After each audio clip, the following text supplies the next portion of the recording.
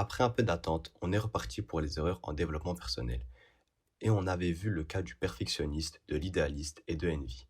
Cette fois, parlons des erreurs qui touchent 70% des consommateurs de développement personnel.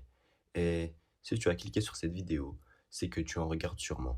Ce qui est une bonne chose, mais malheureusement, on oublie de parler de certains aspects de ce dernier. Numéro 1. Le paresseux. Le paresseux regarde des shorts de dev perso à longueur de journée et des edits de David Goggins toute la nuit. Il se sent mieux psychologiquement, mais ne voit pas de résultats. Pourquoi ? Car il consomme des vidéos dev perso, de gens qui changent leur vie, et à force d'en regarder, son cerveau a assimilé la réussite des autres à sa vie. Seulement, lui ne passe pas à l'action, et de ce fait, ne voit pas de résultats.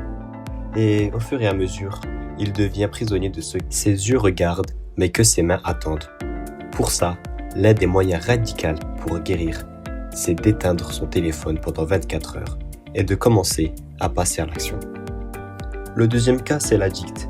Il est le cousin du paresseux, car lui aussi ne passe pas à l'action. Mais ce dernier ne peut pas se passer de vidéos de développement personnel. Tu me diras, oui, mais vaut mieux être addict à ça qu'à autre chose.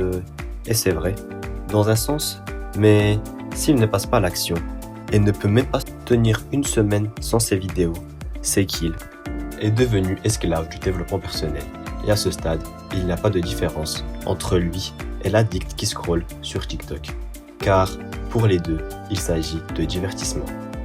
Le conseil est de diminuer progressivement la consommation de vidéos et se fixer des objectifs, car l'inaction engendre le doute et la peur, et l'action engendre la confiance et le courage.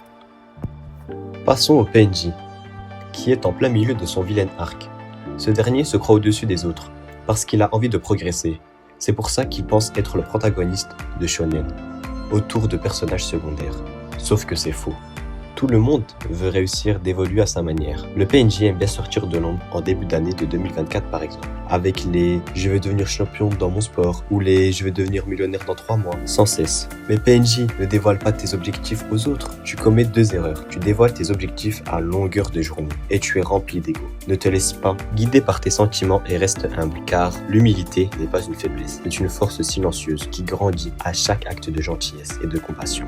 Enfin, le Dark Sasuke. Alors lui, comme les précédents, il est en totale indépendance sur les vidéos de développement personnel. Et comme les autres, pendant qu'il apprend, certes des connaissances utiles, la vie passe, le monde avance sans lui. Mais vraiment sans lui, parce qu'il passe sa journée en calbar. Et où la matinée se résume à des mangas. Pour l'esprit shonen, tu connais. Et l'après-midi, c'est du développement personnel. Mal alpha, tu connais aussi.